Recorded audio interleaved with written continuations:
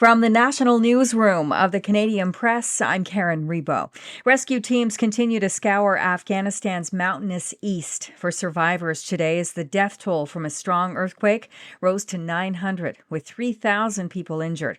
The magnitude 6 quake struck Sunday night in several provinces.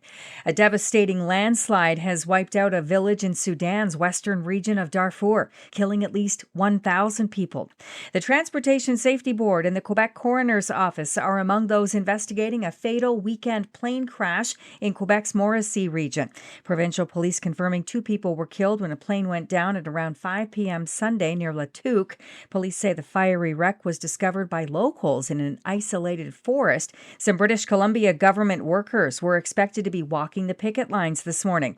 Midnight marked 72 hours since strike notice had been served.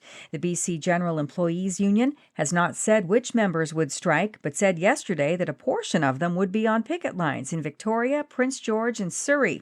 The union represents 34,000 workers in fields including social services, healthcare, education, and prisons. With some major Toronto employers expanding return-to-office mandates this fall, some experts say commuters should brace for increased travel times. Experts say vehicle traffic in Toronto is already at a tipping point. Jennifer Keesmaat is a former chief planner for the City of Toronto. People should be very concerned, both policymakers and commuters themselves, about the impact that back-to-work mandate is going to have on the commute. Giles Gerson, president and CEO of the Toronto Region Board of Trade, says the move will really help businesses in the area. Businesses that rely on office workers as their customers, they've all been suffering for good length of time now. He noted the influx of people will be a godsend for Toronto's core, still recovering after the COVID-19 pandemic.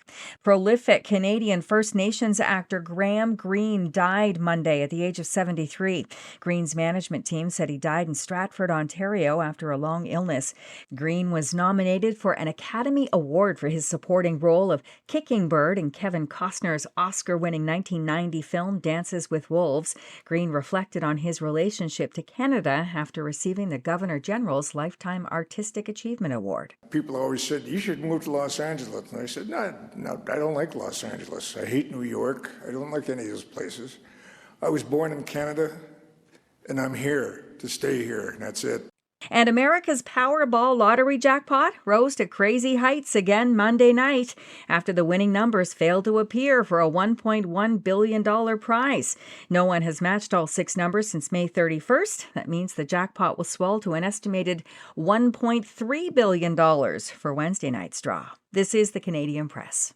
In sports, the Toronto Argonauts and the Calgary Stampeders were both winners in the CFL on Labor Day.